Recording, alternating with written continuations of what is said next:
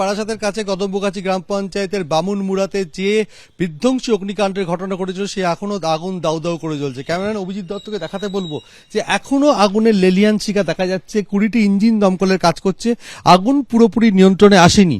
এবং যে পরিস্থিতি দেখা যাচ্ছে যে গতকাল সন্ধ্যে 7টার সময় বিধ্বংসী চেহারা নেয় বিস্তীর্ণ এলাকা, বিঘার পর বিঘা জুড়ে, অর্থাৎ যেটা স্থানীয় সূত্রে জানা যাচ্ছে প্রায় 20 বিঘা এলাকা জুড়ে এখানে কারখানা গোডাউন রয়েছে।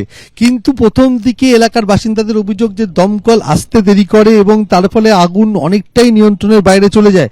কিন্তু যে পরিমাণে রং, এসি, রেফ্রিজারেটর এই সমস্ত কিছু মজুদ ছিল, অর্থাৎ এখানে 2টি ই-কমার্স সংস্থার গোডাউন এবং একটি রঙের গোডাউন, তার পাশাপাশি একটি কারখানা, যেখান থেকে আগুন দ্রুত ছড়িয়ে পড়তে থাকে একেবারে ঘিঞ্জি এলাকা এবং ঘন জনবসতিপূর্ণ এলাকা। আশপাশে বাড়িও রয়েছে, বাড়ির লোকজন তারা আতঙ্কে বাইরে বেরিয়ে পড়েন। এবং তুমি দেখতে পাচ্ছ, অভিজিৎ তোমাকে ছবি দেখাচ্ছে যে এখন গোটা গোডাউনটা একেবারে ধ্বংসস্তূপের চেহারা নিয়েছে।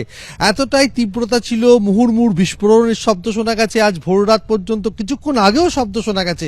এবং তার ফলে দেখতে পাচ্ছি যে গোডাউনের যে কাঠামো সেটা পুরোপুরি ভেঙে পড়েছে।